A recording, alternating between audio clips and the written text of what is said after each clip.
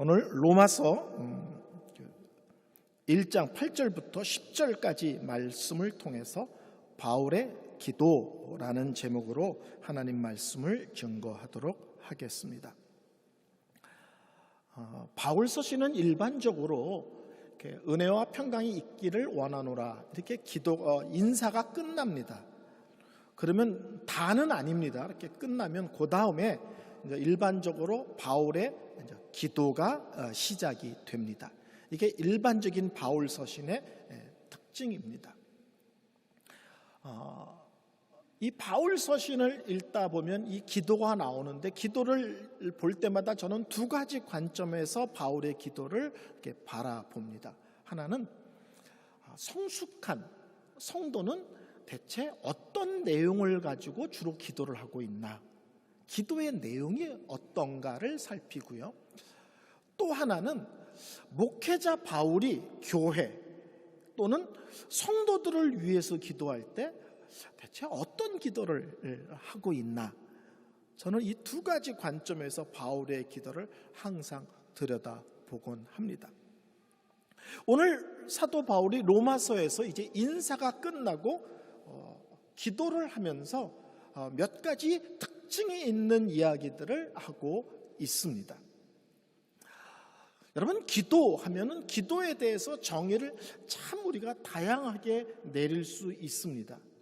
근데 저는 오늘 본문을 통해서 기도가 뭐냐라고 물으신다면 이 바울의 기도를 보면서 기도는 사랑이다 이렇게 표현을 하고 싶습니다. 오늘 9절에 내 심령으로 섬기는 하나님이 나의 증인이 되시거니와 항상 내 기도에 쉬지 않고 너희를 말하며, 하나님이 내 증인 되신다. 내가 기도할 때마다 항상 너희를 위해서 기도한다. 바울이 이렇게 고백을 하고 있습니다. 예수 믿는 성도들끼리 서로 교제하면서 다양한 모습으로 성도의 사랑을 표현하고 드러낼 수 있죠. 저는 근데 성도끼리 사랑을 하고 그 사랑을 표현하는 표현의 최고는 뭐냐면 당신을 위해서 항상 기도하고 있습니다. 이것처럼 아름다운 성도의 사랑은 없다고 생각을 합니다. 내가 당신을 사랑해서 밥을 사줄게요. 이게 말이 되죠? 그렇죠? 내가 당신을 위해서 돈 좀 꿔줄게요. 뭐 이럴 수도 있잖아요. 근데 성도들끼리 사랑의 가장 아름다운 것은 뭘까? 내가 엎드려 기도할 때마다 당신 이름을 항상 빼놓지 않고 있습니다.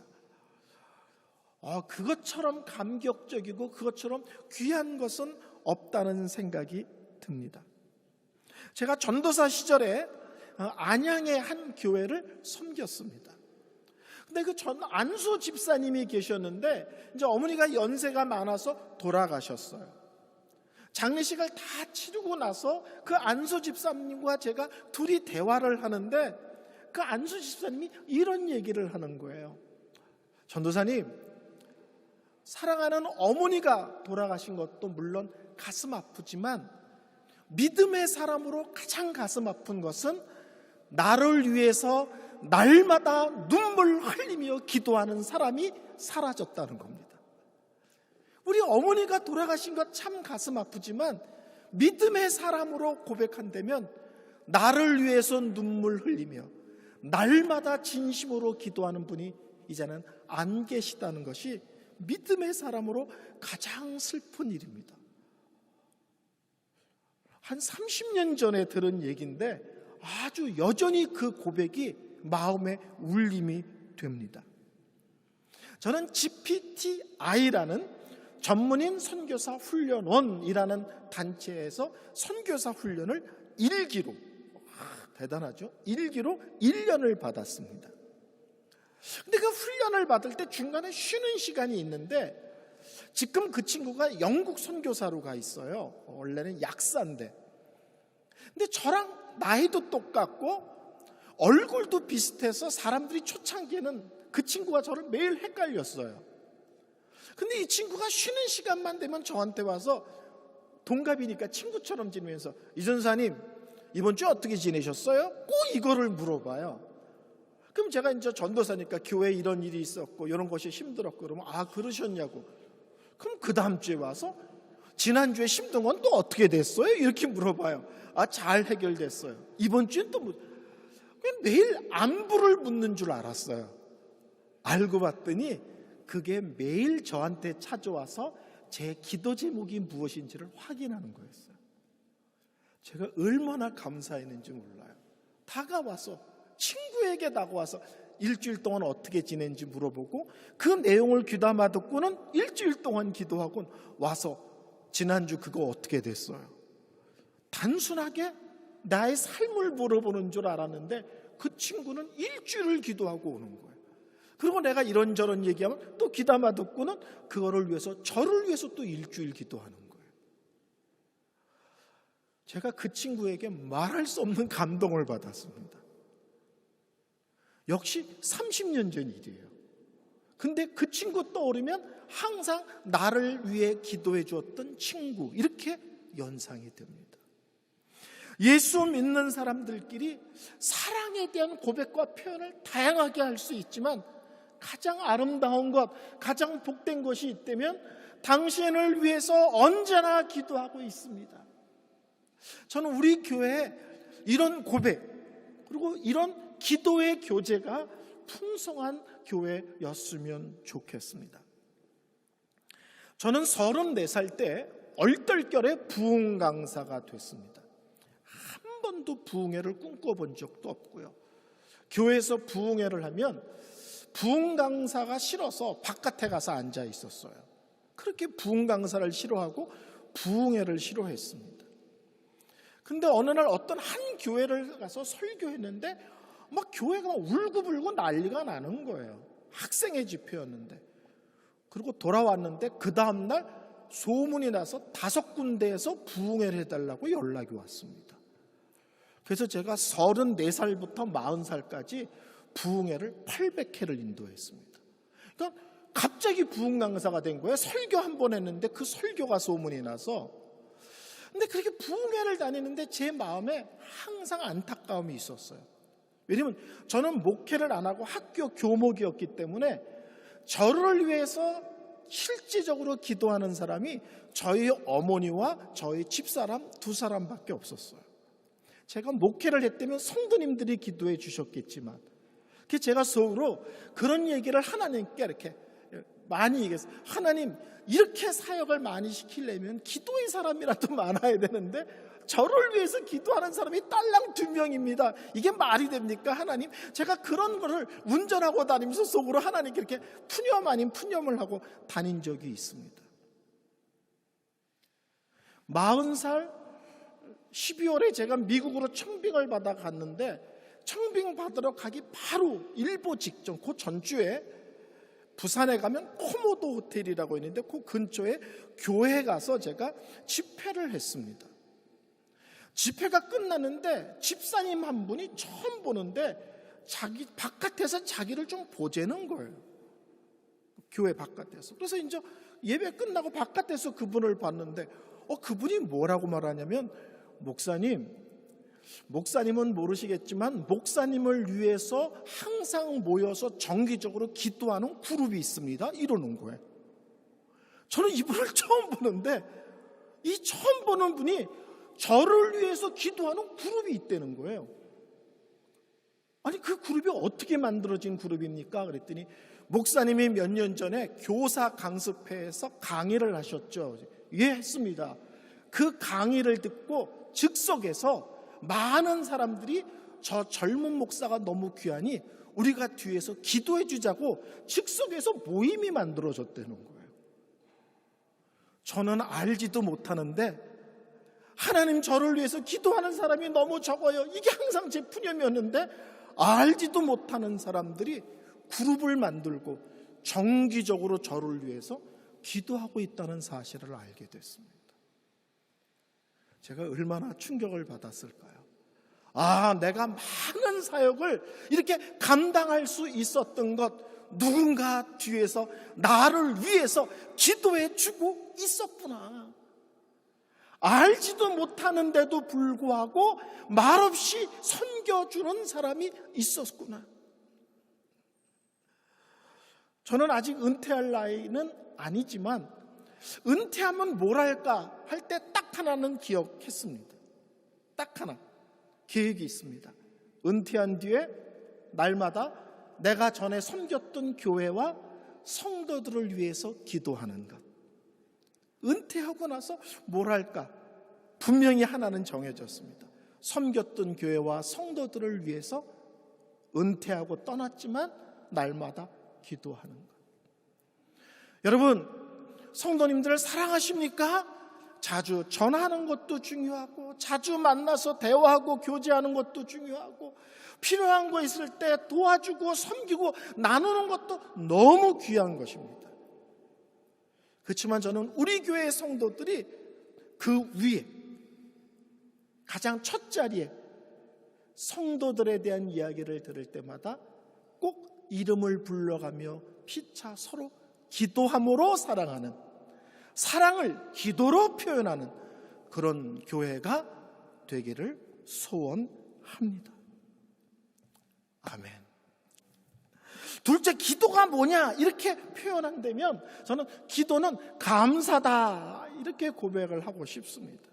오늘 8절에 이렇게 고백합니다. 내가 예수 그리스도로 말미암아 너희 모든 사람에 관하여 내 하나님께 감사함은 너희 믿음이 온 세상에 전파됨이로다. 바울 서신을 읽을 때 기도가 나오잖아요. 기도가 나올 때 바울의 기도의 첫 문장은 항상 감사하다는 뜻이에요. 기도의 첫 문장이 언제나 하나님께 감사함은입니다. 바울은 기도의 사람이다. 그 특징 중에 하나가 뭐냐? 기도를 시작할 때 감사로 시작한다. 감사가 풍성하다. 감사가 넘친다 입니다. 혹시 여러분 기도할 때 하나님을 찬양하고 하나님을 높이고 하나님을 인정하고 하나님께 감사하고 이런 내용들이 여러분 기도 속에 풍성합니까? 개인 기도 때 감사합니다는 한마디인데 이것도 필요하고 저것도 필요하고 이것도 없고 저것도 없고 이거는 그냥 막 쏟아 놓으면서 감사는 혹시 그냥 한마디로 끝내고 넘어가지는 않으시나요? 제가 근무하던 학교가 부도가 나가지고 위기에 봉착했습니다. 제가 근무하던 학교는 수의 아저씨부터 청소하는 분들까지 다 예수 믿는 분들이세요. 다. 그래서 학교가 부도가 나자마자 전 선생님이 학교에서 새벽 기도를 했습니다. 부도가 나자마자 우리가 기도로 이 어려움을 극복하자 그래서 새벽 기도를 전 성도님들이 학교에서 했고 제가 이제 교목이니까 설교를 했어요. 첫날 통성 기도를 시킬 때 학교가 어려운데 해결해 주세요라고 기도하기보다 지난 30여 년 동안 하나님께서 우리에게 행하신 크고 놀라운 은혜를 기억하며 우리 감사의 시간을 가집시다. 그래서 첫 기도가 학교가 부도가 나고 위기가 났는데 제가 통성기도 제목을 놀랍게도 감사기도 하자고부터 첫 번째 기도 제목을 줬습니다. 여러분의 기도 속에 감사가 있으십니까? 여러분 기도 속에 감사가 넘치십니까? 여러분의 기도 속에 첫 문장이 감사로 시작하십니까? 성숙한 사람, 믿음의 사람은 감사가 항상 먼저고 감사가 풍성하다는 것을 알 수 있습니다. 예수 믿는 사람이 뭐예요? 예수 믿는 사람은요, 다른 말로 하면 감사하는 사람이에요. 예수 믿는 사람의 특징이 뭐냐? 다른 말로 하면 감사하는 사람이에요. 이거를 다른 말로 하면 무슨 일이 일어나든지 그 사건을 감사의 눈으로 이렇게 바라보는 거예요. 무슨 일이 벌어지든지 그 일을 감사의 눈으로 바라보는 거예요. 이걸 또 다른 말로 하면 무슨 일이 생기든지 그 일을 감사로 해석하는 거예요. 감사로 해석하는 거예요.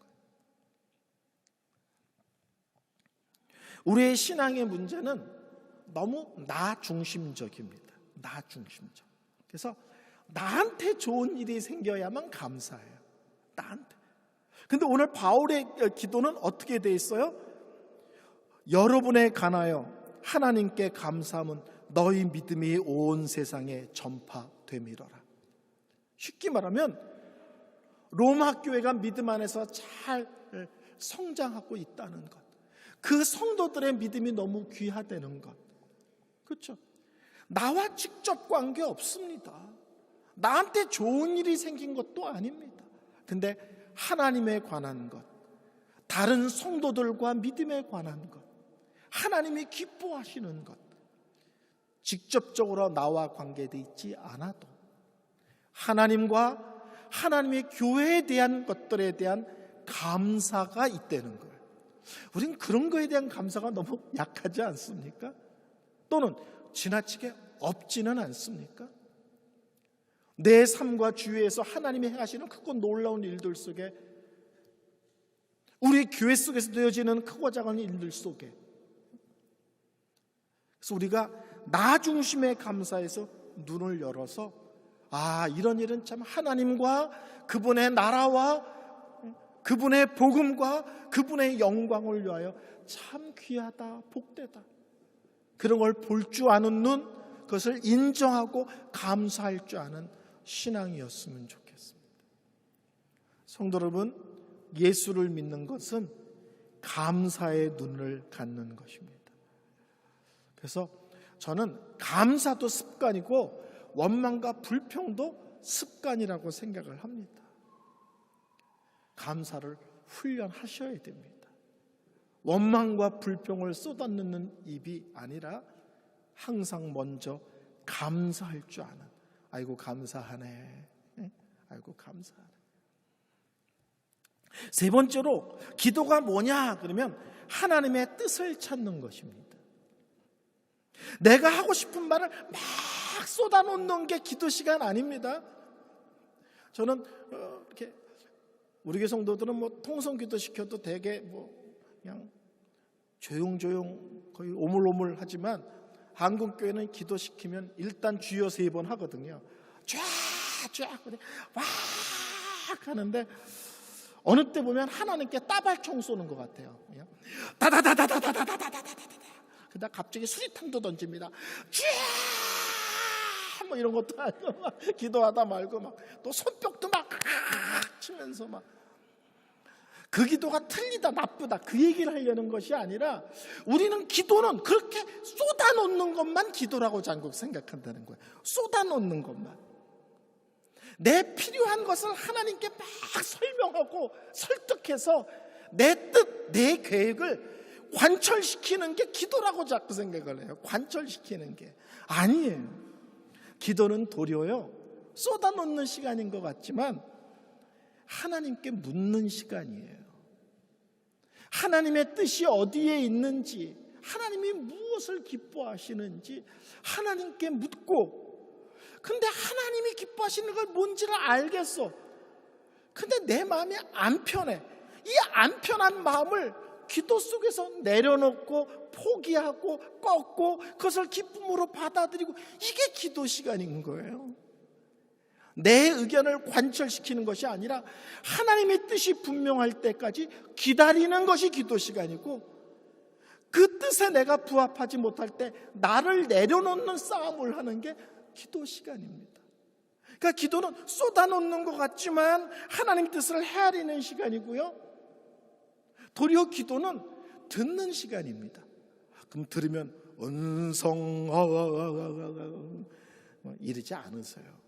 근데 기도하다 보면 겸손하게 순종하려는 마음으로 기도하다 보면 마음에 하나님께서 확신을 주실 때도 있고요, 어느 땐 담대함을 주실 때도 있고요, 어느 땐 평안함을 주실 때도 있고요, 어느 때는 읽었던 성경이나 들었던 말씀이 불현듯 생각이 나는데 그냥 생각이 아니라 그게 내 마음을 탁 잡을 때가 있어요. 중심을. 어떤 식이든지 하나님이 나에게 응답하시는 것에 대해서 기다리고 듣는 시간이고요, 그리고 하나님 뜻이 분명해질 때까지 뭐를 저지르지 않고 잠잠히 기다리는 시간입니다. 이 기다리는 시간은 생각보다 여러분 고통스럽습니다. 하나님께서요 사인을 주셨어. 분명히 알겠어. 근데 그 다음에 행동할 때까지 몇 년이 걸릴 때도 있어요. 여러분 이게 이해가 되세요? 하나님 저 장가 가고 싶습니다 막 기도했는데 이제 직장도 구했고 그랬으니까 이제 장가 갈 때 됐어. 그래 이제 장가갈 준비해. 근데 아무리 기도해도 주위에 여자가 없는 거야. 이거 미치는 거죠. 분명히 하나님이 장가가도 된다고 분명히 확신을 주셨는데 여자가 안 나타나. 이거 미치는 겁니다. 저는 옛날에 한 번요, 교회를 떠나는 문제를 제가 결정하는 것이 아니라 그냥 벼락같이 이제 사역지를 옮길 때가 됐다. 근데 정말 벼락같이 제 마음에 그냥 마음을 확 사로잡을 정도. 그냥 기도도 안 하고 앉아 있는데 갑자기. 근데 정작 떠난 건 2년 뒤예요. 얼마나 힘들겠어요. 떠나는 것은 아는데 다음 단계 발을 옮기는 것을 하나님이 또 다음 사인을 줄 때까지는 저지르면 안 되잖아요. 떠날 줄을 아는데 하나님이 다음 사인을 주실 때까지 떠날 줄을 아는 교회를 최선을 다하는 게 얼마나 힘든 줄 아세요, 성도 여러분? 정말 힘들었던 거는 성도들 중에서 시험이 들어서 떠나겠다는 성도를 가서 잡아야 되잖아요. 얼마나 웃겨요. 지도 떠날 건데 그 떠날 성도를 잡으러 가야 돼. 이거 죽을 맛입니다. 근데 제가 그때 배웠어요. 이게 훈련이구나. 하나님께서 인도하심이 분명하지 않을 때 함부로 발을 떼지 않고 그 힘들고 어려운 시간을 묵묵히 참고 견디는 것이 이게 신앙의 복이구나. 떠나랬으니까 좋은 데 가는 게 복인 것 같지만 하나님이 그 다음에 또 다른 한 발짝을 뛰는 것을 알려주실 때까지 묵묵히 참고 견디고 기다리는 것 자체가 이게 엄청난 영적인 훈련이라는 것을 제가 깨달았습니다. 기도는 막 쏟아놓고 내 뜻을 이루어달라고 난리를 치는 것이 아닙니다. 그래서 오늘 사도 바울이 고백하잖아요. 하나님 뜻 안에서 좋은 길 얻기를 구하노라. 언제? 기도 가운데. 보통 제가 첫째, 둘째, 셋째로 끝내는데 오늘은 넷째 이렇게 나옵니다.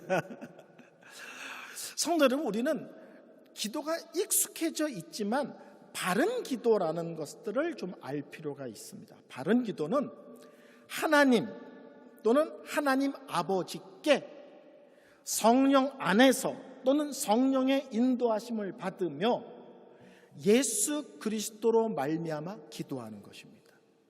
그러니까 기도할 때 하나님 호칭이 또는 하나님 아버지가 좋습니다. 하나님 아버지 또는 하나님. 성령 안에서 이렇게 기도할 수 있는 것 예수님 때문입니다.